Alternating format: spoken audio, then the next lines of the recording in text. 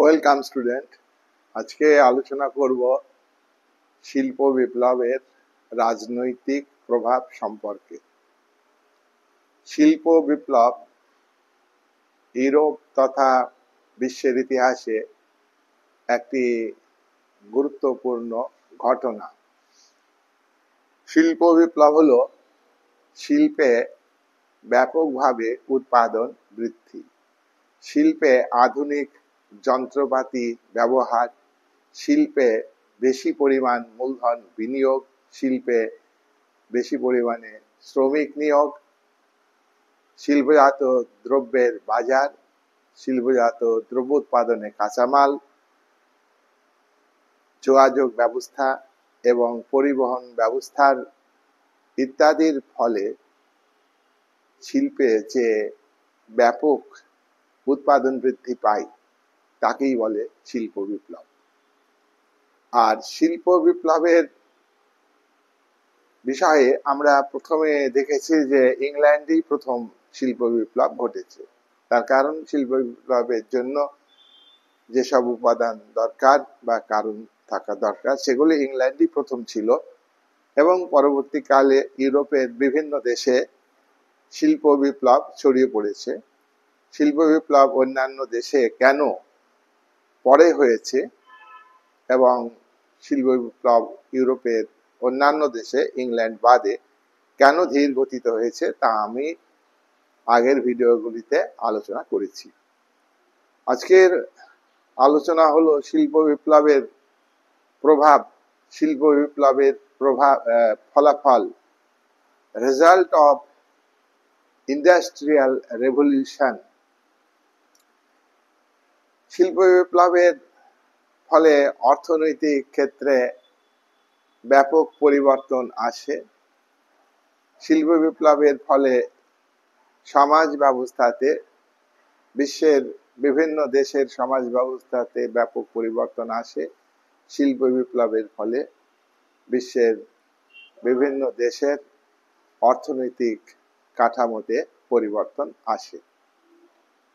বর্তমানে শিল্প বিপ্লব এটি অন্য মাত্রা পেয়েছে। শিল্পে উন্নত দেশগুলি প্রথম দিকে তারা নিজের দেশেই শিল্প কারখানা গড়ে তুলত এবং শিল্পে উৎপাদিত দ্রব্য তারা অন্যান্য দেশে বা উপনিবেশিক শক্তি হিসাবে ইংল্যান্ড তার উপনিবেশগুলিতে বিক্রি করত, এবং উপনিবেশের ভূখণ্ড থেকে বা অন্যান্য দেশের ভূখণ্ড থেকে কাঁচামাল সংগ্রহ করে নিজের দেশে শিল্পে কাজে লাগিয়ে শিল্পে উৎপাদন বৃদ্ধি করেছে। এই ছিল সাবেকি ধাঁচের শিল্প বিপ্লব। আজকে পৃথিবীতে উন্নত যন্ত্রপাতি আবিষ্কার হয়েছে এবং উন্নত যন্ত্রপাতিকে শিল্পে কাজে লাগানো হচ্ছে। শিল্পে যে ব্যাপক পরিমাণ শ্রমিকের দরকার ছিল সেই শ্রমিকের আজকে প্রয়োজন হচ্ছে না। শিল্প কারখানা পরিচালনার জন্য ম্যানেজমেন্টের দরকার, ইঞ্জিনিয়ার দরকার, টেকনিশিয়ান দরকার। আর শিল্পে আগে মূলধন দরকার ছিল, কিন্তু আজকের দিনে শিল্পে প্রয়োজন আরো বেশি মূলধন, এবং শিল্পে বেশি মূলধন অর্থাৎ মূলধন প্রগাঢ় পদ্ধতিতে শিল্পে উৎপাদন হচ্ছে। সামন্ততান্ত্রিক অর্থ ব্যবস্থা ছিল। সামন্ততান্ত্রিক অর্থ ব্যবস্থাতে কৃষিভিত্তিক অর্থ ব্যবস্থা, সেটাকে শিল্প বিপ্লবের ফলে ভেঙে চুরমার করে দিয়ে সেখানে শিল্প ভিত্তিক অর্থ ব্যবস্থা গড়ে উঠেছে, শিল্প ভিত্তিক বাণিজ্যিক ব্যবস্থা গড়ে উঠেছে। অর্থাৎ শিল্পজাত দ্রব্য ব্যবসা বাণিজ্যের ক্ষেত্রে উন্নতি আনে। সভ্যতার ক্ষেত্রে দেখা যায় যে শিল্প বিপ্লবের ফলে মূলধন এবং মুনাফা ভিত্তিক উৎপাদন ব্যবস্থা গড়ে ওঠে। শিল্পের মালিক, মূলধন মালিক শিল্পে পুঁজি বিনিয়োগ করে, বেশি উৎপাদন করবার জন্য এবং এই হ্যাবক উৎপাদিত দ্রব্য বাজারে বিক্রি করে, বেশি দ্রব্য বিক্রি করে বেশি পরিমাণে মুনাফা অর্জন করতে চাই। আর এই এর উপরে যে অর্থনীতিটা গড়ে উঠেছে সেটা হলো ধনতান্ত্রিক অর্থনীতি, পুঁজিতান্ত্রিক অর্থনীতি। সামন্ততান্ত্রিক সমাজ ব্যবস্থাতে যে কৃষিভিত্তিক অর্থনীতি ছিল, সেই জায়গায় দাঁড়িয়ে শিল্প বিপ্লবের ফলে শিল্পাশ্রয়ী অর্থনীতি এবং এই শিল্পাশ্রয়ী অর্থনীতিকে ভিত্তি করে সভ্যতার শিক্ষা সংস্কৃতি উন্নতি এবং যুক্তিবোধ, যেখানে কৃষিভিত্তিক সামন্ততান্ত্রিক অর্থনীতিতে অন্ধবিশ্বাস, কুসংস্কার ছিল, ধর্মীয় দৃষ্টিভঙ্গি ছিল এবং সেখানে রাজনীতির ক্ষেত্রে একটা ধর্মাশ্রয়ী রাজনীতি, ধর্মনিরপেক্ষ রাজনীতি ছিল না। এক কথায় শিল্প বিপ্লবের ফলে যে সভ্যতা গড়ে উঠেছে আধুনিক কালে, এই আধুনিক সভ্যতা হলো শিল্পাশ্রয়ী সভ্যতা। শিল্প বিপ্লবের ফলে গ্রাম অঞ্চলে যে কুটির শিল্প ছিল, পৃথিবীর অধিকাংশই ছিল গ্রাম, সেই গ্রামের অর্থনীতি ছিল স্বয়ংসম্পূর্ণ।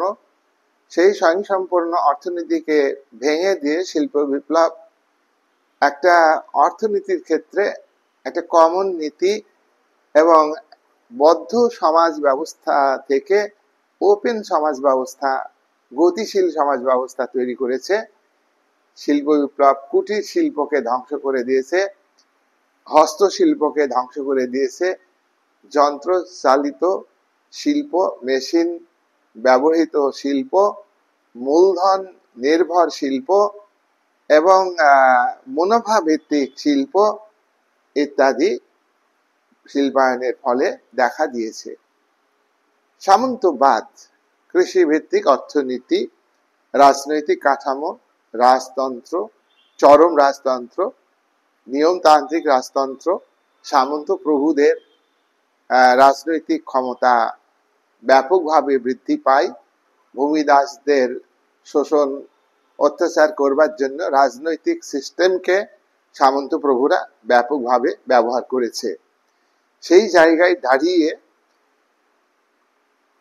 ভূমিদাসদের একটি অংশ তারা ব্যবসা শুরু করে, ব্যবসা করতে করতে তারা ব্যবসার ক্ষেত্রে উন্নতি করে, নদীর ধারে বসতি গড়ে তোলে এবং ব্যবসার উন্নতির জন্য তারা শিল্প কারখানা গড়ে তোলে এবং কৃষিতে যে আবদ্ধ কৃষক ছিল, সেই কৃষকদের তারা মুক্ত করে সামন্ততান্ত্রিক ব্যবস্থাকে উচ্ছেদ করে বিপ্লবের মাধ্যমে, সংগ্রামের মাধ্যমে উদীয়মান ধনিক বণিক শ্রেণীর নেতৃত্ব দিয়ে তারা পুঁজি ভিত্তিক উৎপাদন ব্যবস্থা, কৃষি ভিত্তিক উৎপাদন ব্যবস্থার জায়গায় শিল্প ভিত্তিক উৎপাদন ব্যবস্থা গড়ে তুলেছে, নগর গড়ে তুলেছে, মানুষের জীবনে গতি এনেছে।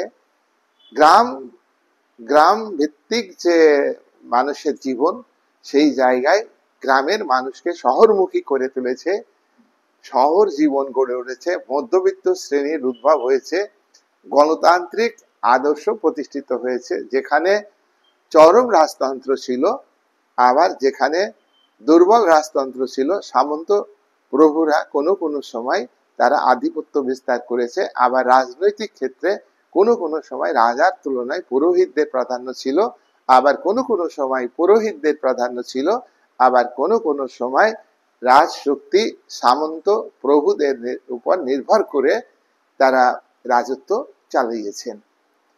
এই হলো শিল্প বিপ্লবের ক্ষেত্রে আমরা দেখব যে সামগ্রিক পরিবর্তন।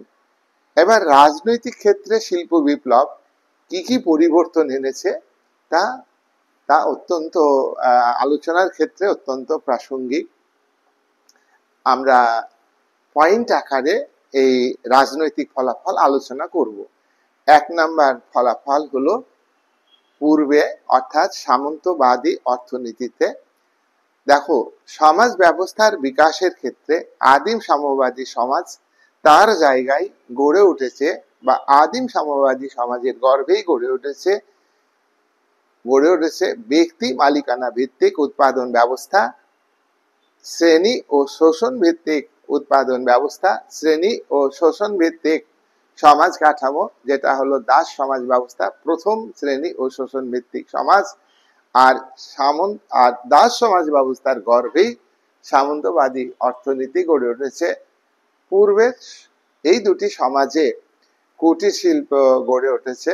সামন্ততান্ত্রিক সমাজে কুটির শিল্প, এবং সামন্ততন্ত্রের শেষের দিকে গ্রামে থেকে কৃষকরা শহরে এসেছে। শহর সৃষ্টি করার ক্ষেত্রে ভূমিদাসদের একটা অংশ, উদীয়মান ধনিক বণিক শ্রেণী, তারাই কিন্তু শিল্প মালিকে পরিণত হয়েছে। যেখানে সামন্ততান্ত্রিক অর্থ ব্যবস্থায় সামন্ততন্ত্র নির্ভর রাজনৈতিক ব্যবস্থা, সেই ব্যবস্থা পরিচালিত হইত ধনশালী ভূস্বামীদের দ্বারা, সামন্ত প্রভুদের দ্বারা, অভিজাতদের দ্বারা। অলিগার্কি ছিল, চরম রাজতন্ত্র ছিল। সেই রাজতন্ত্রের জায়গায় ক্ষমতায় এসেছে শিল্প বিপ্লবের মধ্য দিয়ে মূলধনী শ্রেণী। মূলধনী শ্রেণী তারা ক্ষমতায় এসেছে। মূলধনী শ্রেণী তারা গণতান্ত্রিক শাসন ব্যবস্থা চালু করেছে। মূলধনী শ্রেণী তারা উৎপাদন ব্যবস্থার উন্নতি করেছে। উৎপাদনের উপকরণগুলির, মিনস অফ প্রোডাকশনগুলির উন্নতি করেছে, এবং সেগুলিকে ইউজ করার উপর গুরুত্ব দিয়েছে। এবং কারখানা গড়ার ক্ষেত্রে মূলধন দরকার, মূলধন বিনিয়োগ করে উৎপাদন বাড়াতে হবে। পাশাপাশি তারা শ্রমিক, যে লেবার ক্লাস সৃষ্টি করেছে। সামন্ততান্ত্রিক ব্যবস্থাতে গ্রামে যোদ্ধার তন্ত্র থাকার ফলে ভূমিদাসরা ছিল শোষিত বঞ্চিত মানুষ, এবং তারা জমির মালিকানা ভোগ না করলেও জমির কাজে তারা আবদ্ধ ছিল। এইবার উদীয়মান ধনিক বণিক শ্রেণী, শিল্পপতি শ্রেণী, ব্যবসায়ী শ্রেণী, তারা ঐক্যবদ্ধ হয়ে তারা কিন্তু এই সমাজটাকে পাল্টিয়েছে, পুঁজিবাদী সমাজে রূপান্তরিত হয়েছে। মূলধনী শ্রেণী, শিল্পপতি শ্রেণী, তারা কারখানাতে উৎপাদন বাড়ানোর জন্য যে মূলধন বিনিয়োগ করে, সেই মূলধন বিনিয়োগ করলেই উৎপাদন হবে না, সেখানে কারখানাতে শ্রমিক নিয়োগ দরকার। শিল্প বিপ্লবের প্রথম দিকে শ্রমিকের খুবই প্রয়োজন ছিল। শ্রমিকের কর্মদক্ষতা, শ্রমিক নিয়োগ ইত্যাদির ফলে উৎপাদন বৃদ্ধি পাবে কি পাবে না তা নির্ভর করত। এইবার শিল্পের উৎপাদন করলো উদীয়মান ধনিক বণিক শ্রেণী। অর্থের দিক দিয়ে তারা উন্নত হলো, ধনী বণিক শ্রেণী ধনীতে পরিণত হইল, বহু কারখানা তৈরি করলো, কিন্তু তারা কিন্তু রাজনৈতিক ক্ষমতা দখল করতে পারেনি। তাই রাজনৈতিক ক্ষমতা দখল করার জন্য শিল্পপতিরা দেশে দেশে তারা ক্ষমতা অর্জনের জন্য কৃষকদের সংগঠিত করে বিপ্লব সৃষ্টি করে। এইভাবে উদীয়মান ধনিক বণিক শ্রেণী ক্ষমতায় চলে আসে। আর শ্রমিক শ্রেণী এই শিল্পভিত্তিক অর্থনীতিতে তারা শোষিত বঞ্চিত, তারা অবহেলিত, তাদেরকে শোষণ করত। যারা সামন্ত যুগে ভূমিদাস ছিল, কৃষক ছিল, তারাই এই পুঁজিবাদী শিল্প বিপ্লবের উপর ভিত্তি করে গড়ে ওঠা পুঁজিবাদী বা ধনতান্ত্রিক সমাজ ব্যবস্থাতে বা গণতান্ত্রিক রাষ্ট্র কাঠামোতে তারা কিন্তু শ্রমিকে পরিণত হয়েছে। এই শ্রমিক শ্রেণী তারা অবহেলিত, তারা কষ্টে সৃষ্টে জীবন যাপন করে। শ্রমিক শ্রেণী ততটাই মজুরি পায় যতটা মজুরি না পেলে তারা খেয়ে পরে বেঁচে থাকতে পারবে না। মালিক শ্রমিকদের মজুরি দেয়, মালিক শ্রমিকদের মজুরি বৃদ্ধি করে মালিকের স্বার্থ রক্ষা করবার জন্য, শ্রমিকের স্বার্থ রক্ষা করবার জন্য নয়। যাই হোক, শ্রমিকরা তারা মজুরি বৃদ্ধি করবার জন্য তারাও কিন্তু আন্দোলন সংগঠিত করেছে। তাদের কে তাদেরকে বুর্জোয়া শ্রেণী ভোটের অধিকার দিয়েছে, সাধারণ মানুষকে ভোটের অধিকার দিয়েছে। 1832 সালে ইংল্যান্ডের পার্লামেন্ট রিফর্মস অ্যাক্ট পাস করে ইংল্যান্ডের নাগরিকদের ভোটের অধিকার দিয়েছে। সব নাগরিকের প্রথমে ভোটের অধিকার দেয়নি। তাহলে শিল্প বিপ্লবের ফলেই রাজনৈতিক ফলাফলের কথা আমরা বলবো। এই রাজনৈতিক ফলাফলের ভিত্তিতে শিল্প বিপ্লবে কি হয়েছে?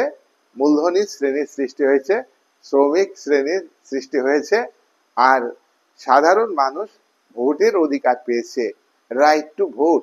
এটা ইংল্যান্ডে প্রথম পেয়েছে ভোটের অধিকার জনগণ, তারপরে আস্তে আস্তে অন্যান্য দেশেও পেয়েছে ভোটের অধিকার। প্রথমে যারা সম্পত্তির মালিক ছিল তারাই ভোটের অধিকার পেয়েছে, ভোটের অধিকার যারা শিক্ষিত তারাই পেয়েছে। ভোটের অধিকার নারীরা পায়নি, গরিব মানুষ পায়নি। তাই সার্বজনীন ভোটের অধিকার প্রথমে স্বীকৃতি লাভ করেনি। তারপর আন্দোলনের চাপে পড়ে ইংল্যান্ডের সরকার ব্রিটিশ পার্লামেন্টে আবারও রিফর্মস অ্যাক্ট পাস করেছে 1867 সালে, 1885 সালে। এইসব আইনের মাধ্যমে ইংল্যান্ডে সার্বজনীন ভোটের অধিকার। সে দেশে গরিব, ধনী, নারী, পুরুষ, জাতি, ধর্ম নির্বিশেষে সকলেই 18 বছর বয়স হলে ভোটের অধিকার পাবে। শিক্ষিত হলে ভোটের অধিকার পাবে, কর দিতে পারলে ধনীরা ভোটের অধিকার পাবে। এই সব বিষয়গুলি আজকে নষ্ট হয়ে গেছে। এ সবই হচ্ছে শিল্প বিপ্লবের অবদান। নাম্বার 2, শিল্প বিপ্লবের দ্বিতীয় ফলাফল বা রেজাল্ট গণতান্ত্রিক আদর্শ, বুদ্ধিজীবী শিক্ষিত মানুষের চিন্তা চেতনা ইত্যাদি কিছু মানুষের মধ্যে সীমাবদ্ধ ছিল। শিক্ষা কিছু মানুষের মধ্যে সীমাবদ্ধ ছিল, যুক্তিবোধ, চিন্তা চেতনা কিছু মানুষের মধ্যে সীমাবদ্ধ ছিল। তার মানে সামন্ততান্ত্রিক অর্থনীতিতে কিছু মানুষের মধ্যে শিক্ষার প্রসার ছিল, তারা বুদ্ধিজীবী। মার্ক্সের ভাষা অনুযায়ী বুদ্ধিজীবীর কোনো শ্রেণী হয় না, বুদ্ধিজীবী হলো এমনই একটা গোষ্ঠী যারা সমাজের রাষ্ট্রীয় কাঠামোতে সব থেকে বেশি সুযোগ সন্ধানী, বেশি সুবিধাবাদী। এ কথা বলা যায় বুদ্ধিজীবীরা তারা গাছের আম পেড়ে পেড়ে খায়, আবার ঝড়ে যেটা পড়ে সেই আমগুলি কুড়িয়ে নেয়। রাষ্ট্রের সুযোগ সুবিধা গুলিও তারা যেহেতু সচেতন তারা আদায় করে নেয়, আর রাষ্ট্রীয় সুযোগ সুবিধা যেটা সাধারণ মানুষের কাছে যাবে সেটাও বুদ্ধি বলে তাদেরই স্বার্থে তারা ব্যবহার করে। এই বুদ্ধিজীবী সামন্ত যুগের অর্থ ব্যবস্থাতে, রাজতান্ত্রিক কাঠামোতে কিছু মানুষের মধ্যে সীমাবদ্ধ ছিল। ইন্ডাস্ট্রিয়াল রেভলিউশন এই ভাবনাটাকে, চিন্তাকে, চেতনাকে কোনো একটা দেশের মধ্যে সীমিত না রেখে বিভিন্ন দেশে ছড়িয়ে পড়েছে। আজকে গণতান্ত্রিক যে আদর্শ, এটা কিন্তু শিল্প বিপ্লবেরই ফসল। শিল্প বিপ্লবের ফলে পুঁজিপতি শ্রেণীর উদ্ভব হয়েছে, মূলধনী শ্রেণীর উদ্ভব হয়েছে। তারা তাদের কায়েমি স্বার্থে লিবারাল ডেমোক্রেটিক সিস্টেম, উদারনৈতিক গণতান্ত্রিক শাসন প্রবর্তন করেছে, যে শাসনে সম্পদের উপর ব্যক্তিগত মালিকানা থাকবে, যে শাসনে বিচার বিভাগে নিরপেক্ষতার কথা বলা হয়, যে শাসনের নির্বাচনের মাধ্যমে সরকার পরিবর্তন, সাংবিধানিক উপায়ে সরকার পরিবর্তন, যে শাসনের জনমত গঠনের অধিকার জনগণের থাকবে, বিরোধী জনমত তৈরি করতে পারবে। এই যে গণতান্ত্রিক চিন্তা, এবং অন্যদিকে খেটে খাওয়া মেহনতি মানুষ, কারখানায় কাজ করা যারা শ্রমিক, তারা ঐক্যবদ্ধ হয়ে তারা তাদের অধিকার আদায় করবার জন্য তারা কিন্তু সংগ্রাম করে অর্থনৈতিক দাবি আদায় করবার জন্য তারা মতাদর্শকে আঁকড়ে ধরে, আর মতাদর্শকে আঁকড়ে ধরে তারা রাজনৈতিক ক্ষমতা দখল করতে চায়। তাহলে এটা সম্ভব হলো কি করে? কৃষিভিত্তিক অর্থনীতিতে কি ছিল গণতান্ত্রিক ভাবনা? কৃষিভিত্তিক অর্থনীতিতে কি ছিল যুক্তিবোধ? কৃষিভিত্তিক অর্থনীতিতে ছিল কুসংস্কার আচ্ছন্ন মন, কুসংস্কারে ধর্মীয় গোড়ামি, ধর্মের দ্বারা রাজনীতি প্রভাবিত হয়েছে, গণতান্ত্রিক ভাবনা ছিল না। আর কারখানা গড়ে ওঠার ফলে শ্রমিক শ্রেণীর উদ্ভব হয়েছে। শ্রমিক শ্রেণী প্রথমে তাদের দাবি আদায় করবার জন্য ব্যক্তিগতভাবে লড়াই করেছে, এই লড়াই ব্যর্থ হয়েছে। শ্রমিক শ্রেণী তাদের ক্ষোভকে প্রকাশ করেছে কারখানার মেশিন ভেঙে দিয়ে, যন্ত্রপাতিকে ভেঙে দিয়ে, নাট বোল্ট ভেঙে দিয়ে। কিন্তু শ্রমিক শ্রেণী পরে বুঝতে পেরেছে তাদের শোষণ, তাদের উপর নিপীড়ন, তাদের কাজের সময় ব্যাপক পরিমাণ থাকার এই সব কারণ হচ্ছে পুঁজিপতি শ্রেণী, মালিক শ্রেণী, অতএব তাদের বিরুদ্ধে লড়াই করতে হবে। তাই শ্রমজীবী মানুষের যে লড়াইয়ের স্তর, শ্রমিক আজকে শ্রমিক হিসাবে স্বীকৃতি লাভ করেছে। পুঁজিপতি শ্রেণী কারখানা মূলধন ব্যক্তিগতভাবে ব্যবহার করলেও পরে কারখানা প্রথা সৃষ্টি হয়েছে। এই প্রথা চলার ফলে কৃষি জমি থেকে শ্রমিকরা কৃষি কাজ ছেড়ে দিয়ে কারখানাতে নিযুক্ত হয়েছে। তারা শোষণ মুক্ত হয়নি। তারা আগে জমিদারদের দ্বারা, জোরদারদের দ্বারা বা সামন্ত প্রভুদের দ্বারা শোষিত হতো। সেই জায়গায় আজকে শিল্প বিপ্লবের ফলে মূলধনী শ্রেণী এবং মূলধনী শ্রেণীর নেতৃত্বে যে উদারনৈতিক গণতান্ত্রিক শাসন কাঠামো, তাতে কিন্তু শ্রমজীবী মানুষ শোষিত, বঞ্চিত। তাই উদারনৈতিক গণতান্ত্রিক ভাবনার বিকাশ এবং উদ্ভব, এক্ষেত্রে ইন্ডাস্ট্রিয়াল রেভলিউশনের অবদানকে আমরা অস্বীকার করতে পারবো না।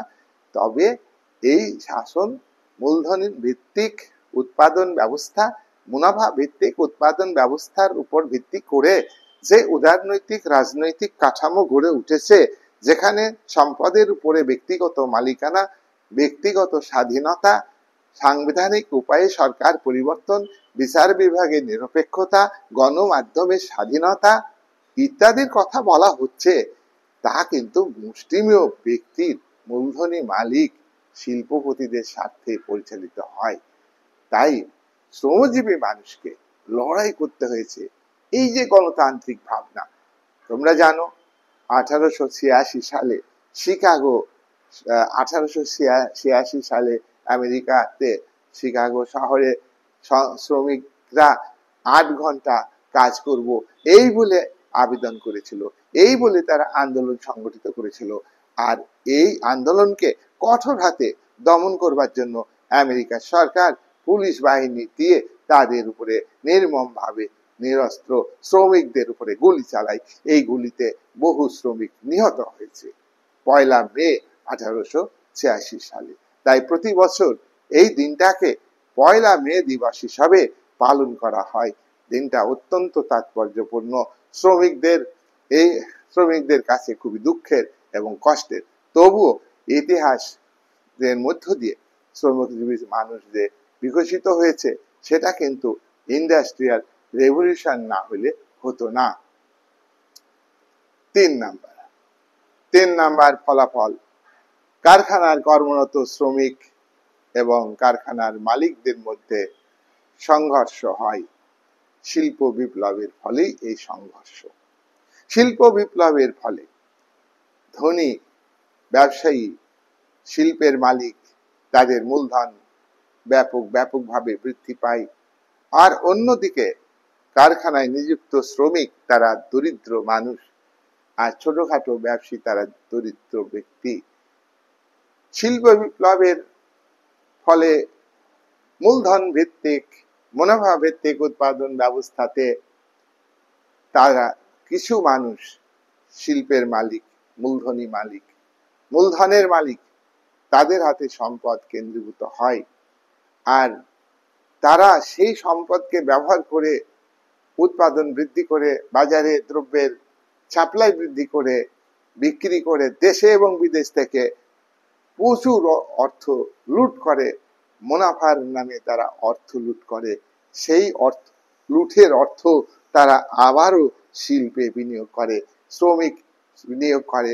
শ্রমিকের সংখ্যা, নিয়োগের সংখ্যা যত বেড়েছে, মালিকের মূলধন তত বেশি বিনিয়োগ হয়েছে, আর তত বেশি উৎপাদন বেড়েছে, শ্রমিকের সংখ্যা বেড়েছে, কিন্তু শ্রমিকের জীবনযাত্রার মানের উন্নতি হয়নি। শ্রমিকের জীবনযাত্রার মান যে তিমিরে ছিল সেই তিমিরেই রয়ে গেছে। তবে পরবর্তীকালে ক্যাপিটাল ইন্টেন্সিভ মেথডে যখন উৎপাদন হয়েছে, শিল্পায়নের ফলে যে কারখানাতে যেভাবে শ্রমিক নিয়োজিত হয়েছে, সেই জায়গায় দাঁড়িয়ে মূলধন বিনিয়োগ হয়েছে, যন্ত্রপাতি মূলধনের মাধ্যমে কেনা হয়েছে, উৎপাদন আজকে দেশে বিদেশে ছড়িয়ে পড়েছে, বিশ্বায়ন প্রক্রিয়া শুরু হয়েছে। এই বিশ্বায়ন প্রক্রিয়া, এটা ইন্ডাস্ট্রিয়াল রেভলিউশনের ফসল। 4 নম্বর, শিল্প বিপ্লবের ফলে জাতীয়তাবাদী যে আদর্শ, এই আদর্শ জনপ্রিয় হয়ে উঠেছে।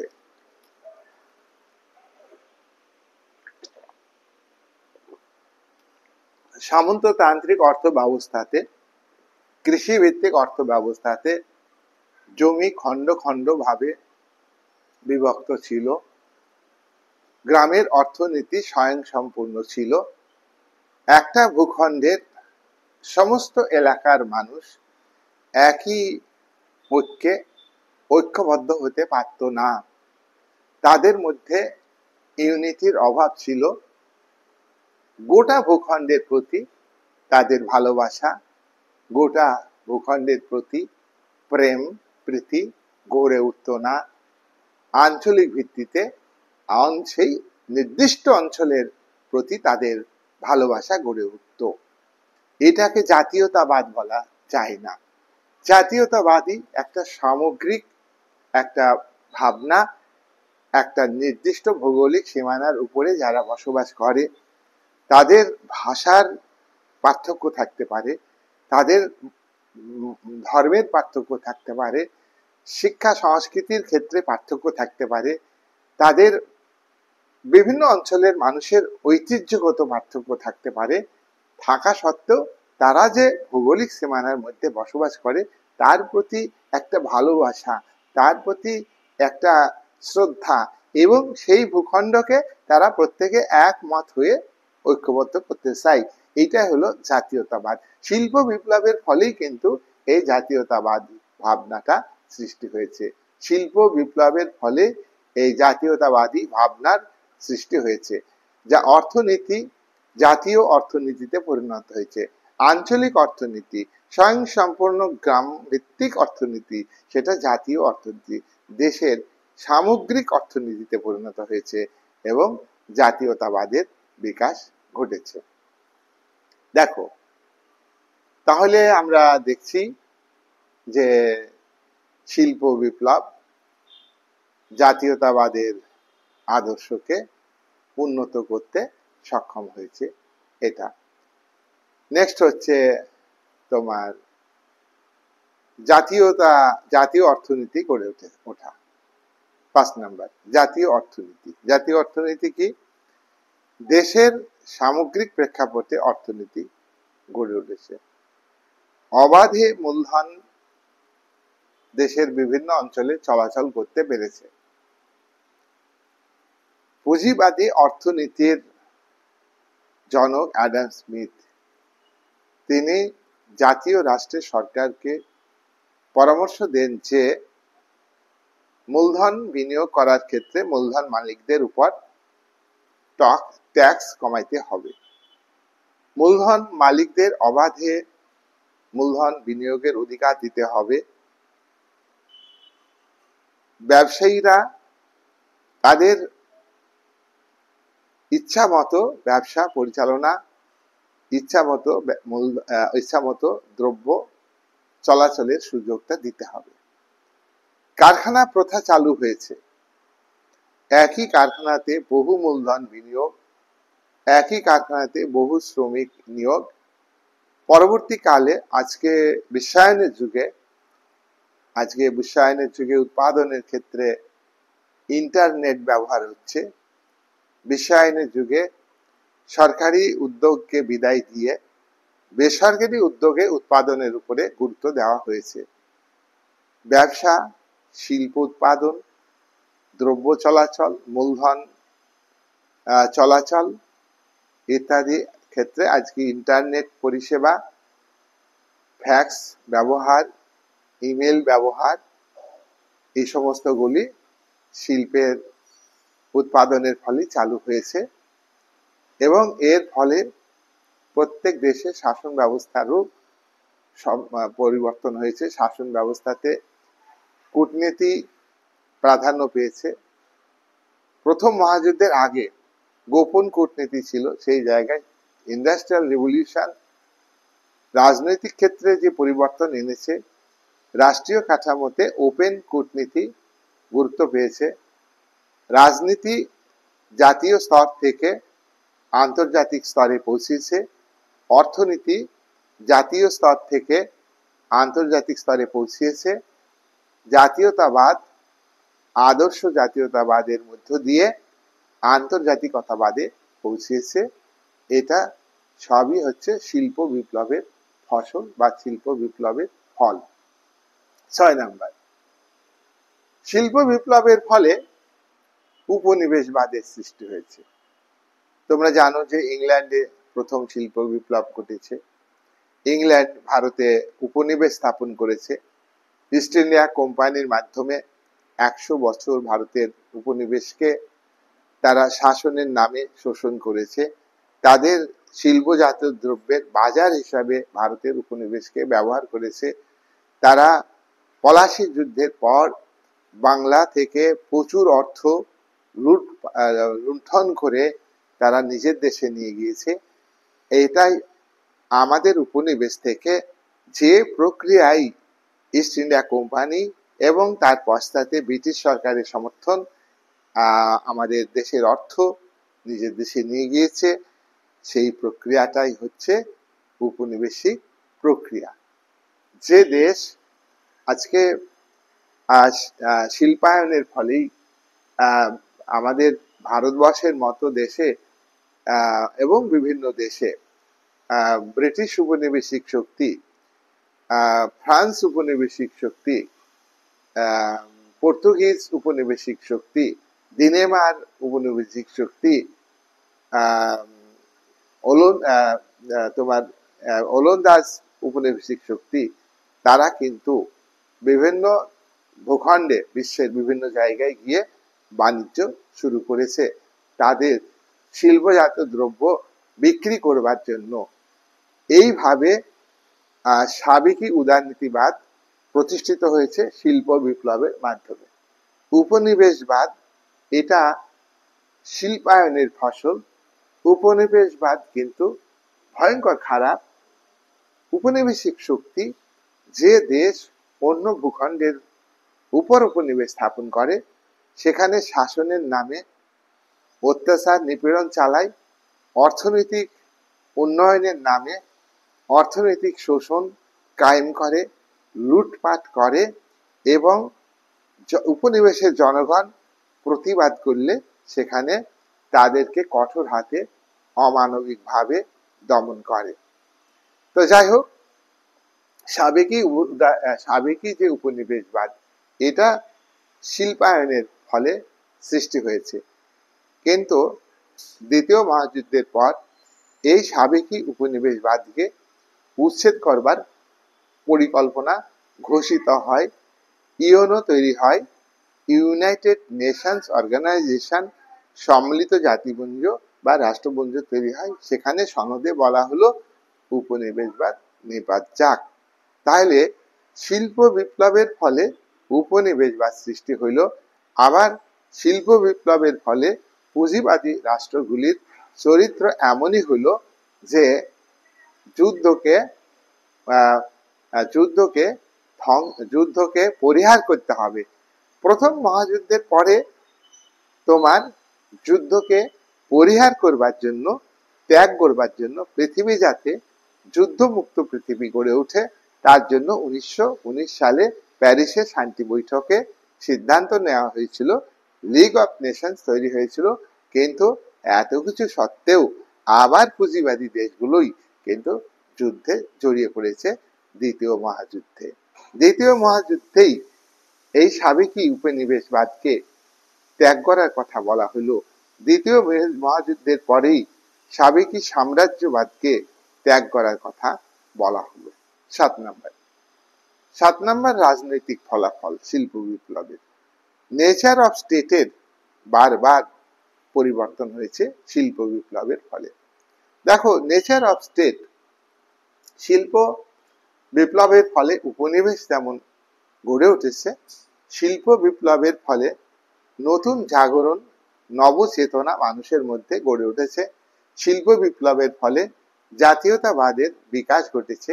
সেই কারণে যেসব দেশে উপনিবেশ ছিল, উপনিবেশিক শক্তির, সেই পরাধীন ভূখণ্ডের, উপনিবেশের ভূখণ্ডের মানুষের মধ্যে পরিবর্তন এসেছে এবং তারা স্বাধীনতা লাভ করেছে। 1945 থেকে 1960 এই সময়ের মধ্যে উপনিবেশবাদের অবসান ঘটিয়ে তোমার প্রায় 40টা ভূখণ্ড আলাদা স্বাধীন রাষ্ট্রে পরিণত হয়েছে। 1961 থেকে 1970 এই 10 বছরে আফ্রিকা মহাদেশের 31টা ভূখণ্ড, 31টা দেশ তার স্বাধীন রাষ্ট্র গড়ে তুলেছে। তাহলে শিল্প বিপ্লবের ফলে একদিকে যেমন উপনিবেশবাদ কায়েম হচ্ছে, শিল্প বিপ্লবের ফলে যে যুক্তিবাদ এবং শিল্পাশ্রয়ী সভ্যতা গড়ে উঠেছে, একটা আবদ্ধ ভাবনা থেকে গতিশীল ভাবনা, রক্ষণশীল ভাবনা থেকে প্রগতিশীল ভাবনা, প্রোগ্রেসিভ ভাবনা, এই ভাবনা কিন্তু শিল্প বিপ্লবের ফসল উপনিবেশবাদের বিরুদ্ধে কাজ করেছে। তাহলে একটা কথা মনে রাখতে হবে, ইন্ডাস্ট্রিয়াল রেভলিউশন উৎপাদন বৃদ্ধি করবার জন্যই এবং মানুষের জীবনযাত্রার মানের উন্নতি করবার জন্যই সৃষ্টি হয়েছে মানুষের দ্রব্যের অভাব। কিন্তু ইন্ডাস্ট্রিয়াল রেভলিউশনের মধ্য দিয়ে কিছু মানুষ, সম্পদশালী ধনিক বণিক শ্রেণী, তারা তাদের স্বার্থ সিদ্ধি করবার জন্য রাষ্ট্রকে, নিজ নিজ জাতীয় রাষ্ট্রের সরকারকে ব্যবহার করেছে। তাহলে এই ব্যবহার করতে গিয়ে তারা একদিকে যেমন রাষ্ট্রকে ব্যবহার করে সাধারণ মানুষের অধিকারকে তারা কেড়ে নিয়েছে, আর একদিকে পরোক্ষভাবে তারা কিন্তু সংকটে পড়েছে। শিল্প বিপ্লবের ফলে যে রাজনৈতিক পরিকাঠামো গড়ে ওঠে সেটা হলো উদারনৈতিক গণতান্ত্রিক রাজনৈতিক কাঠামো। এই উদারনৈতিক গণতান্ত্রিক কাঠামোতে প্রথমে রাষ্ট্রীয় চরিত্র ছিল পুলিশি রাষ্ট্র।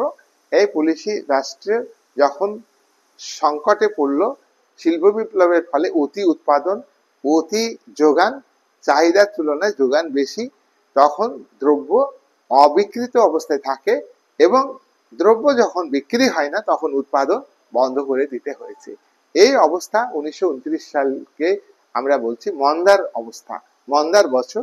এবং এখানে পুলিশি রাষ্ট্রের যে ধারণা, সেই ইন্ডাস্ট্রিয়াল রেভলিউশনের ফলে পুঁজিবাদী রাষ্ট্র কাঠামোতে গ্রহণ করা হয়েছিল, সেটাকে ত্যাগ করে ওয়েলফেয়ার রাষ্ট্রের ধারণাকে গ্রহণ করা হলো।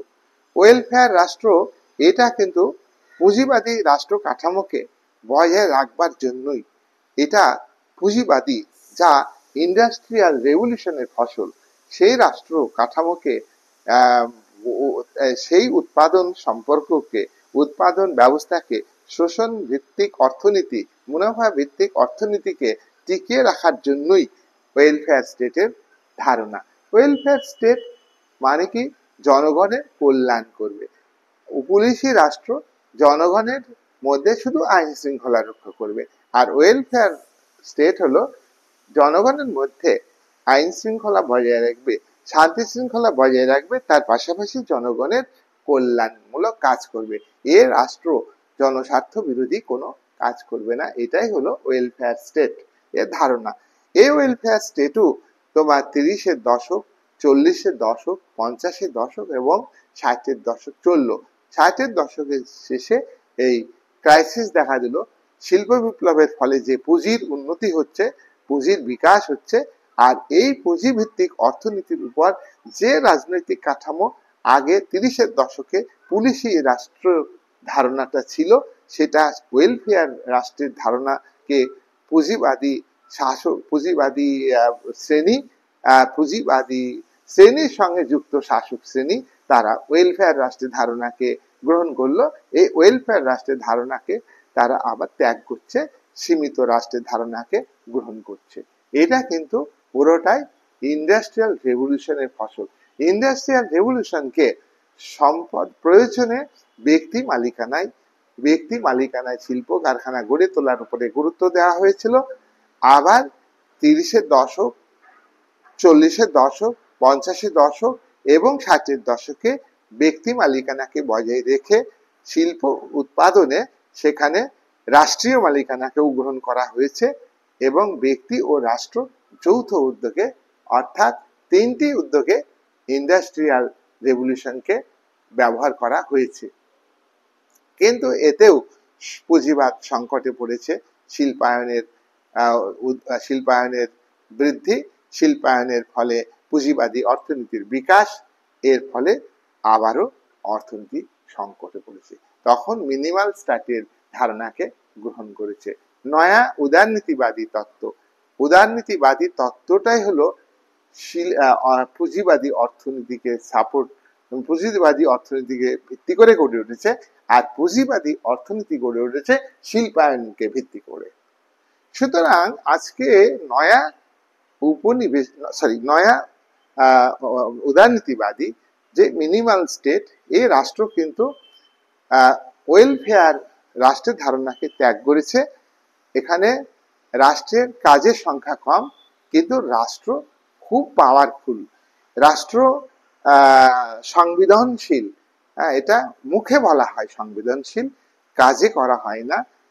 রাষ্ট্রের প্রশাসন স্বচ্ছ প্রশাসন, রাষ্ট্রের প্রশাসনের সঙ্গে বেশি বেশি করে জনগণকে যুক্ত করা হবে।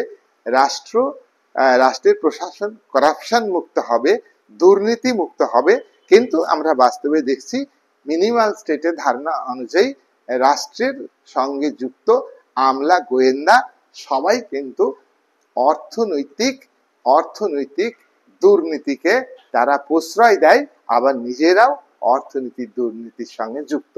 আর রাষ্ট্রের পরিচালক, জনপ্রতিনিধি, তারাও কিন্তু বেশি করে তোমার আর্থিক দুর্নীতির সঙ্গে যুক্ত হচ্ছে।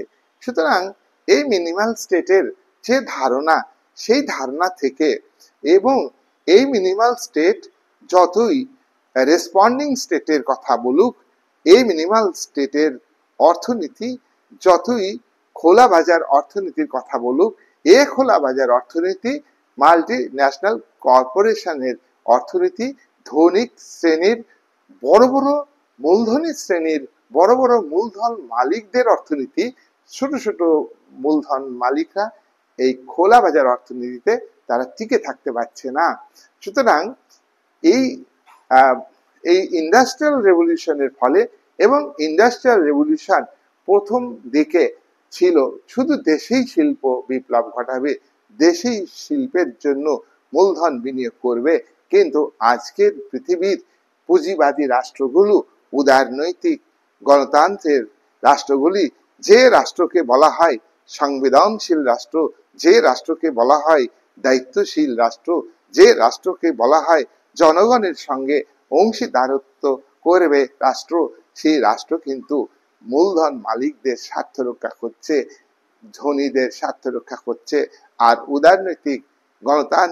নয়া উদারনৈতিক গণতান্ত্রিক রাষ্ট্রের শাসক শ্রেণী এবং সেই সব দেশের ধনিক শ্রেণী প্লাস বিভিন্ন দেশের ধনিক শ্রেণীর সঙ্গে যে ঘনিষ্ঠ সম্পর্ক, সেখানে সেখানে সেখানে সেখানে আজকে শিল্পায়নের ফলে যে লেবার শ্রেণী, সেই লেবার শ্রেণীর পরিবর্তে ডাক্তার, ইঞ্জিনিয়ার, খেটে খাওয়া মানুষ, ম্যানেজমেন্টের সঙ্গে যুক্ত বিভিন্ন স্তরের মানুষ, তারা কিন্তু শোষিত বঞ্চিত হচ্ছে, বিশ্বব্যাপী শোষিত বঞ্চিত হয়েছে।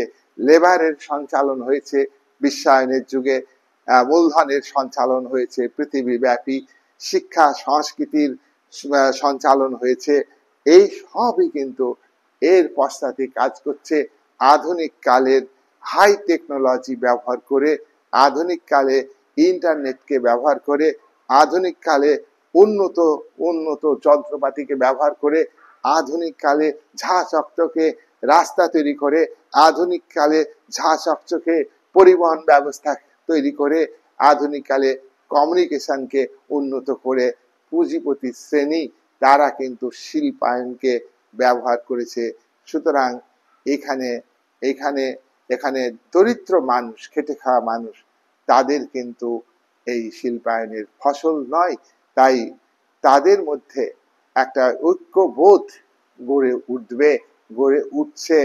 বিশ্বায়নকে যতই ফলাও করে প্রচার করে বিশ্বের বিভিন্ন দেশের জনগণের কাছে প্রিয় করে তোলা হোক না কেন, বিশ্বায়ন যেখানে যেখানে ঘটেছে সেই সব দেশের নিজস্ব অর্থনীতি, আত্মনির্ভরশীল অর্থনীতিকে ভেঙে ধুলোয় মিশিয়ে দিয়েছে। সেই সব দেশের আর্থিক স্বাধীনতাকে ক্ষুণ্ণ করে সে দেশের রাজনৈতিক সার্বভৌমত্বকে নষ্ট করে দিয়েছে। নামী সার্বভৌম রাষ্ট্র, তারা পরনির্ভরশীল হয়েছে। তাদের উপরে নয়া উপনিবেশিক শক্তির আধিপত্য, নয়া সাম্রাজ্যবাদী শক্তির আধিপত্য প্রতিষ্ঠিত হয়েছে। তাই শিল্পায়নের ফসল, আজকে শিল্পায়নের ফলে যে পুঁজিবাদী ব্যবস্থা, সেই ব্যবস্থা নিজের অস্তিত্বকে, অর্থাৎ ধনীদের অস্তিত্বকে, ধনীদের স্বার্থকে রক্ষা করবার জন্য গণতন্ত্র গণতন্ত্র প্রজাতন্ত্র যাই বলো না কেন, কি একনায়কতন্ত্র, একনায়কতন্ত্রও কিন্তু শিল্পপতিদের নিজেদের স্বার্থে ব্যবহার করা হয়, ধনীদের স্বার্থে ব্যবহার করা হয়েছে। ফ্যাসিবাদী রাষ্ট্র ইটালির ধনিক শ্রেণীকে কন্ট্রোলে রেখেছে একনায়কতান্ত্রিক শাসক মুসোলিনি, এবং জার্মানির নাৎসিবাদী লিডার হিটলার, তিনিও জার্মানির যারা মূলধনী মালিক তাদেরকে নিজের হাতে নিয়ন্ত্রণ হয়েছে। আজকে দাঁড়িয়ে আজকে যে শুল্ক নীতি, সেই শুল্ক নীতি যে নির্ধারিত হয়েছে, এটাও কিন্তু শিল্পায়নের ফসল।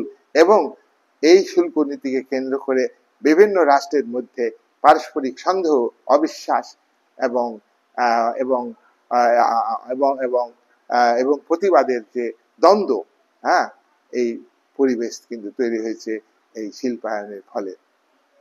8 নাম্বার, সামরিক শক্তি বৃদ্ধি।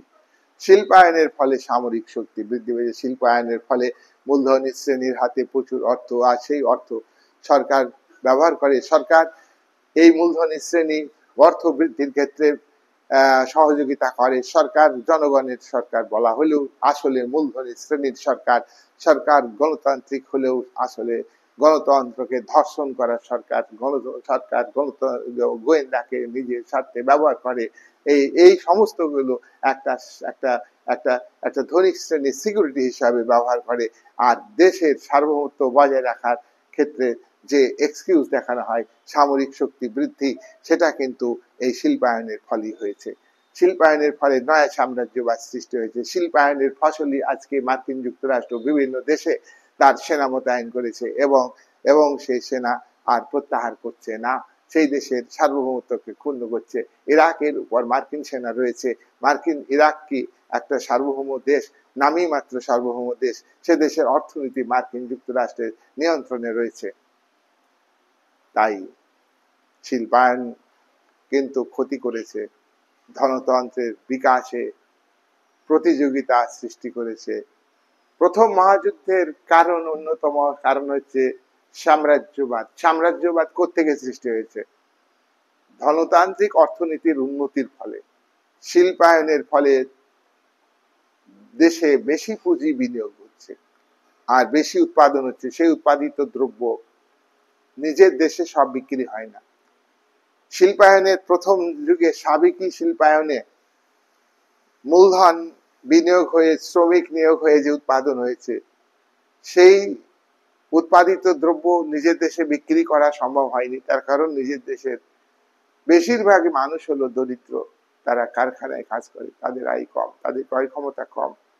তখন সেই দেশের শিল্প মালিকরা এবং সরকার ওই শিল্পজাত দ্রব্য বিশ্বের অন্যান্য দেশে বিক্রি করবার উদ্যোগ নেয়। একাধিক দেশে যখন এইভাবে ঘটেছে, তখনই একটা যুদ্ধের আবহাওয়া তৈরি হয়েছে। জার্মানিতে বিসমার্ক ক্ষমতা আসার পরে 20 বছরে ইন্ডাস্ট্রিয়াল রেভলিউশন ঘটেছে। কাইজার দ্বিতীয় উইলিয়াম যুদ্ধংদেহী মনোভাব পোষণ করেছেন, কারণ হচ্ছে শিল্পজাত দ্রব্যকে বিক্রি করবার জন্য বাজার দখল করতে হবে। কিন্তু বাজার তো আগে থেকে দখল করে রেখেছে, আগে থেকে দখল করে রেখেছে ফ্রান্স, আগে থেকে দখল করে রেখেছে ইংল্যান্ড। অতএব তাদেরকে সরাতে হবে, প্রতিযোগিতার মধ্য না শুধু যুদ্ধ। তাই আমরা দেখলাম শিল্পায়নের ফলে পুঁজিবাদের বিকাশ, আর পুঁজিবাদের বিকাশের অর্থ হলো তোমার সাম্রাজ্যবাদ সৃষ্টি, আর সাম্রাজ্যবাদ সৃষ্টি মানে যুদ্ধ, আর যুদ্ধ মানে সংকট। পুঁজিবাদ শিল্পায়নকে যতই গুরুত্ব দিক, পুঁজিবাদের সংকট একদিন আসবেই। প্রত্যেকটা দেশের পুঁজিপতি শ্রেণী, মূলধনী শ্রেণী তাদের উৎপাদন ব্যবস্থাকে অব্যাহত রাখতে পারবে কি পারবে না এ বিষয়ে বিতর্ক আছে, সময়ই সেটা বলে দিবে। তবে পুঁজিবাদ তার অস্তিত্বকে রক্ষা করবার জন্য শিল্পায়নের গতিকে বিভিন্নভাবে তুলে ধরছে। আবদ্ধ শিল্পায়ন, যে দেশে শিল্পায়ন হয়েছে সেই দেশেই শিল্পায়নকে বজায় রাখবার চেষ্টা করেছে, আবার প্রয়োজনে শিল্পায়নকে বিশ্বব্যাপী প্রসার করেছে। এলপিজি ছিল না 80-র দশকের শেষে, ভারতে যেমন এলপিজি কে গ্রহণ করা হয়েছে 1991 সাল থেকে। নয়া অর্থনীতি, নয়া শিল্পনীতি, new industrial policy India government 1991 সালে গ্রহণ করেছে অর্থমন্ত্রী মনমোহনের পরিকল্পনা অনুযায়ী। এল হচ্ছে লিবারালাইজেশন। এই লিবারালাইজেশন মানে নয়া উদারনীতিবাদ। নয়া উদারনীতিবাদের অর্থ হলো যে রাষ্ট্র ব্যক্তি উদ্যোগের উপর খবরদারি করবে না, রাষ্ট্র যে ভর্তুকি দিয়েছে সেই ভর্তুকি আর দেবে না, রাষ্ট্রের উদ্যোগে যে উৎপাদন ছিল সেই উৎপাদন বন্ধ করে দিতে হবে, রাষ্ট্রের উদ্যোগে উৎপাদন লস হচ্ছে, লোকসান হচ্ছে, এইটা বিক্রি করে দিতে হবে বেসরকারির হাতে। সুতরাং এইরকম অর্থনীতি হচ্ছে লিবারালাইজেশন, নিউ লিবারালাইজেশন, নয়া উদারনীতিবাদ। উৎপাদনের উদ্যোক্তাদের উপর থেকে গভর্নমেন্টের নিয়ন্ত্রণ তুলে নিতে হবে, যা নিয়ন্ত্রণ আছে। পুঁজিপতি শ্রেণী তারা ক্যাপিটাল স্বাধীনভাবে ইনভেস্ট করবে, শুধু একটা দেশে নয়, সারা দেশে বিশ্বায়ন প্রক্রিয়া। এ দেশে বিনিয়োগ করবে, আর এক দেশে বিনিয়োগ করবে। আজকে শিল্পে উন্নত দেশগুলো নিজের দেশে শিল্প কারখানা গড়ে না তুলে উন্নয়নশীল দেশগুলোতে শিল্প কারখানা গড়ে তুলছে। তার কারণ হলো কাঁচামাল সেই ভূখণ্ড থেকে পেয়ে যাচ্ছে, তার কারণ হলো সস্তায় ইঞ্জিনিয়ার পাচ্ছে।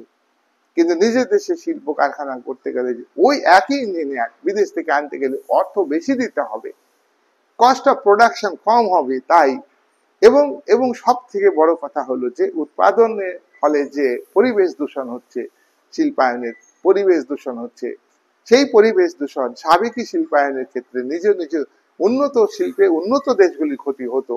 তাই সেই সব দেশের সরকার পরিবেশকে রক্ষা করবার জন্য 1970 দশক থেকে এইটা সিদ্ধান্ত হয়েছে যে তোমরা দূষণ করো, আমাদের দেশে নয়, অনুন্নত দেশে, উন্নয়নশীল দেশে গিয়ে দূষণ করো, জায়গায় খাবে, জায়গায় মরবে, সেখানে শিল্প কারখানা করো, এবং তার ব্যবস্থা আমরা করে দিচ্ছি। আর সরকার বিভিন্ন দেশের সঙ্গে দ্বিপাক্ষিক ত্রিপাক্ষিক চুক্তি করছে, G7 শক্তি জোট গঠন করছে, G8 শক্তি জোট গঠন করছে, G20 শক্তি জোট গঠন করছে। এর মধ্য দিয়ে হচ্ছে কি যে দুর্বল দেশের শিল্পগুলো ধ্বংস হয়ে যাচ্ছে, আর সবল দেশের শিল্প মালিকদের শিল্প আরো বেশি শ্রীবৃদ্ধি করছে। এতে দুর্বল শিল্পপতি, দুর্বল দেশের শিল্পপতিরা ধ্বংস হয়ে যাচ্ছে, কম্পিটিশনে পেরে উঠছে না। তাহলে এইটা আমরা বুঝতে পারছি যে শিল্পায়নের ফলে আজকে এলপিজি, এল হচ্ছে লিবারালাইজেশন, উৎপাদনের উপর রাষ্ট্রের নিয়ন্ত্রণ তুলে দিতে হবে। খোলা বাজার অর্থনীতি চালু করতে হবে। রাষ্ট্র এই ব্যাপারে খবরদারি করবে না। খোলা ফ্রি সোসাইটি গড়ে তুলতে হবে। সমাজটাকে ওপেন করে দিতে হবে। শিক্ষা সংস্কৃতি আজকে বিভিন্ন দেশে চলে যাবে, রাষ্ট্র এখানে বাধা দিবে না। নারী পাচার হবে, রাষ্ট্র এখানে বাধা দিবে না। কিন্তু বড় বড় কথা, সীমাবদ্ধ রাষ্ট্র নারী পরিষেবা দিবে, সুরক্ষা দিবে, মানুষের জীবনের সুরক্ষা দিবে, ইত্যাদি ইত্যাদি, স্বাস্থ্য পরিষেবা দিবে। কথাই কথাই রয়েছে, বইয়ের পাতাতেই সীমাবদ্ধ, বাস্তবে হচ্ছে না। এই সুযোগগুলো আবার ধনীরা ঘুরপথে এই সুযোগগুলো আদায় করে নিচ্ছে। আর বেসরকারীকরণ করা হচ্ছে। সমস্ত উৎপাদনের ক্ষেত্রগুলো বিক্রি করে দাও।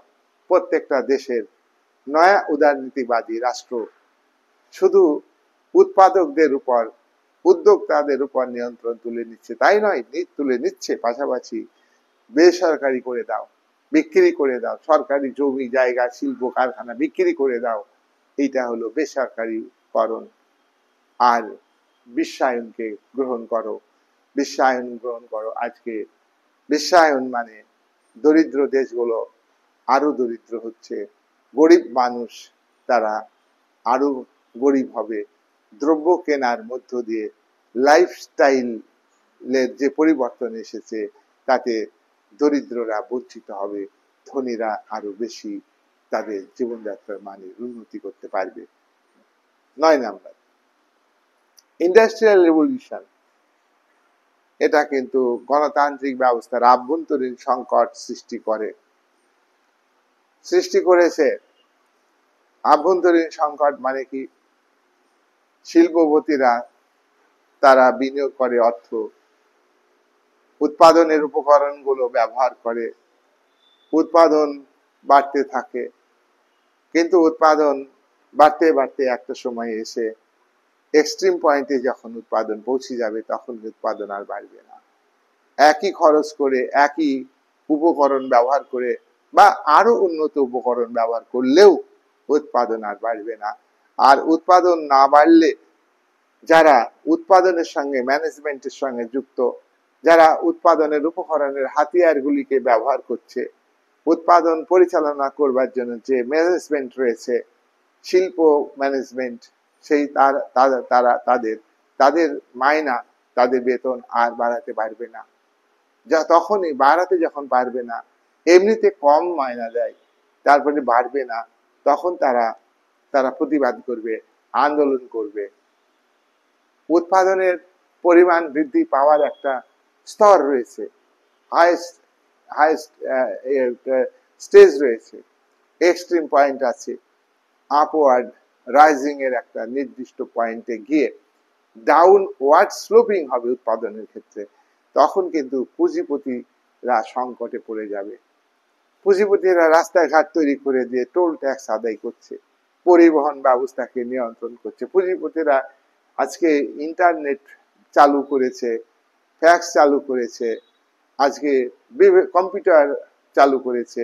এগুলো ব্যবহার করে যখন মানুষকে কর্মবিমুখ করে তুলছে, এগুলো ক্ষেত্রে দেখা যাবে যে উৎপাদন ব্যাহত হবে একটা সময় এসে। উৎপাদন ব্যাহত হওয়া মানে একটা সংকট। তাই এটা হলো পুঁজিবাদের আভ্যন্তরীণ সংকট। বাহ্যিক সংকট আছে পুঁজিবাদের এই ইন্ডাস্ট্রিয়াল রেভলিউশনের পরে। আজকে বিভিন্ন দেশের বড় বড় company, industrial company, business company, তাদের ব্যবসা, তাদের শিল্প উৎপাদনের ক্ষেত্র তৈরি করবার জন্য প্রত্যেক ডেমোক্রেটিক স্টেট তারা বিভিন্ন দেশের সঙ্গে চুক্তি করছে এবং চুক্তিতে বার্গেনিং হচ্ছে। ব্যবসায়ী ক্ষেত্রে গরিব দেশ আরো তারা লোকসানে পড়ছে। তারা ধনী দেশের কাছে ব্যবসা করে ধনী দেশের লাভ হচ্ছে, গরিব দেশের ক্ষতি হচ্ছে। এইভাবে বিভিন্ন দেশের মধ্যে প্রতিযোগিতা, এই প্রতিযোগিতা থেকে দ্বন্দ্ব আসবে এবং যুদ্ধের আবহাওয়া তৈরি হবে। তখন কিন্তু বাহ্যিক দিক থেকে পুঁজিবাদী রাষ্ট্রগুলো যুদ্ধের জন্য প্রস্তুত হবে, আর যুদ্ধ মানে তখন আন্তর্জাতিক শান্তি ব্যাহত হবে, যুদ্ধ মানে মানব সভ্যতা ধ্বংস হবে, পুঁজিবাদ এইভাবে ধ্বংস হয়ে যেতে পারে। 10, ইন্ডাস্ট্রিয়াল রেভলিউশনের ফলে আমি বলেছি যে আঞ্চলিকতাবাদ, অঞ্চল ভিত্তিক মনোভাব, ধর্মভিত্তিক মনোভাব, সম্প্রদায়গত বা সম্প্রদায় ভিত্তিক মনোভাব, সংস্কৃতি, শিক্ষা, রাজনীতি, মূল্যবোধ সবকিছু আঞ্চলিক ভিত্তিতে গড়ে ওঠা, সেগুলিকে ধ্বংস করে দিয়ে জাতীয় ভাবনা, জাতীয় ঐক্য এবং সংহতি সৃষ্টি করা, জাতীয়তাবাদ। জাতীয়তাবাদ অবশ্যই ভালো, জাতীয়তাবাদ আদর্শ জাতীয়তাবাদ, যে জাতীয়তাবাদের কথা ম্যাচিনি ইটালির ঐক্য আন্দোলনের একজন ব্যর্থ নেতা জাতীয়তাবাদ, আদর্শ জাতীয়তাবাদের কথা বলেছেন। আদর্শ জাতীয়তাবাদের মূল কথা হলো নিজে বাঁচো এবং অপরকে বাঁচাও। আর এই জাতীয়তাবাদ কিন্তু আদর্শ জায়গায় থাকবে না। ইন্ডাস্ট্রিয়াল রেভলিউশন এমন একটা জায়গাতে দেশগুলিকে নিয়ে যাচ্ছে, সেই দেশের সরকার এবং মাল্টিন্যাশনাল কর্পোরেশন তারা বিভিন্ন দেশের বাজার দখল করতে চাইছে, যার ফলে তাদের দেশের মধ্যে একটা উগ্র জাতীয়তাবাদ সৃষ্টি করছে, জাত্যাভিমান সৃষ্টি করছে। প্রথম মহাযুদ্ধের আগে বিভিন্ন দেশে যা উগ্র জাতীয়তাবাদ সৃষ্টি হয়েছিল, বিকৃত জাতীয়তাবাদ সৃষ্টি হয়েছিল, সেটাও কিন্তু প্রথম মহাযুদ্ধের একটি কারণ হিসাবে কাজ করেছে। দ্বিতীয় মহাযুদ্ধের আগে উগ্র জাতীয়তাবাদ সৃষ্টি হয়েছিল, জার্মানিতে উগ্র জাতীয়তাবাদ সৃষ্টি হয়েছিল। হিটলার বলেছিলেন গোটা ইউরোপে একটাই জাতি থাকবে, আর্য জাতি। আর্য জাতির রক্ত বিশুদ্ধ রক্ত, ইহুদি জাতি থাকবে না, কমিউনিস্ট থাকবে না, গোটা ইউরোপ আমার নিয়ন্ত্রণে আসবে। গোটা ইউরোপে ওয়ান স্টেট তৈরি হবে, গোটা ইউরোপে ওয়ান নেশন তৈরি হবে, গোটা ইউরোপে একজন লিডার থাকবে, ওয়ান লিডার, সেটা হলো আমি। গোটা ইউরোপে একটাই পার্টি থাকবে, নাজি পার্টি, সেই পার্টি হলো আমার পার্টি। মাই স্ট্রাগল, আমার সংগ্রাম, এই পার্টি নাজি পার্টি। সুতরাং এই যে ধারণা হিটলার দিয়েছিলেন, মুসলিনি তার দেশের মানুষের মধ্যে দিয়েছিলেন, এটা হলো উগ্র জাতীয়তাবাদ। উগ্র জাতীয়তাবাদ হলো যে আমার দেশের ভাষা, আমার দেশের শিক্ষা, সংস্কৃতি, ঐতিহ্য সবকিছু ভালো, আর অপর দেশের শিক্ষা, সংস্কৃতি সবকিছু খারাপ, ঘৃণা করতে শেখা, এটাই হলো উগ্র জাতীয়তাবাদ। এই ইন্ডাস্ট্রিয়াল রেভলিউশন বাজার দখলের জন্য, উপনিবেশ স্থাপনের জন্য, বর্তমান কালে দ্বিতীয় মহাযুদ্ধের পরবর্তীকালে নয়া উপনিবেশবাদ কায়েমের জন্য, দ্বিতীয় মহাযুদ্ধের পরবর্তীকালে সাম্রাজ্যবাদের জায়গায় নয়া সাম্রাজ্যবাদ কায়েমের জন্য, এবং 90 দশক থেকে যে বিশ্বায়ন প্রক্রিয়া চালু হয়েছে, তার মধ্য দিয়ে প্রত্যেকটা দেশের সরকার যে ভাবনা মানুষের মধ্যে সৃষ্টি করছে, তা হইল উগ্র জাতীয়তাবাদ। এই উগ্র জাতীয়তাবাদ এটা আন্তর্জাতিকতাবাদের বিরোধী, এটা আন্তর্জাতিক শান্তি ও নিরাপত্তাকে বিঘ্নিত করে। সুতরাং শিল্পায়নের ফলে আদর্শ জাতীয়তাবাদ যেমন সৃষ্টি করে, তেমনি প্রত্যেকটা দেশের জাতির মধ্যে, জনগণের মধ্যে উগ্র জাতীয়তাবাদ সৃষ্টি করে, যা যা যুদ্ধকে ডেকে আনে, যা যা আন্তর্জাতিক শান্তিকে বিঘ্নিত করে, যা আন্তর্জাতিক ক্ষেত্রে দুর্বল জাতি রাষ্ট্রগুলির সার্বভৌমত্বকে ক্ষুণ্ণ করে। সুতরাং বিভিন্ন দিক থেকে শিল্প বিপ্লবের ভালো মন্দ রাজনৈতিক দিক থেকে আজকের ভিডিওতে আমি আলোচনা করলাম। আমি আর আলোচনা বড় করব না, এটা ভালো করে পড়বে। আজকের আলোচনা হলো শিল্প বিপ্লবের ফলে রাজনীতির ক্ষেত্রে যে পরিবর্তনগুলি দেখা দিয়েছে, যেদিন থেকে শিল্প বিপ্লব হয়েছে তার পরবর্তীকালে আজকের দিন পর্যন্ত যে পরিবর্তনগুলি দেখা দিয়েছে, রাজনৈতিক ক্ষেত্রে পরিবর্তন দেখা দিয়েছে, সেগুলোই আজকের ভিডিওতে আমি আলোচনা করলাম। এর পরবর্তীকালে শিল্প বিপ্লবের ফলে অর্থনৈতিক ক্ষেত্রে পরিবর্তন, আলাদা ভিডিও করব। শিল্প বিপ্লবের ফলে তোমার সামাজিক ক্ষেত্রে যে পরিবর্তন এসছে, সেটাও আলাদা ভিডিও করব। এই বলে আজকের আলোচনা এখানেই আমি শেষ করলাম।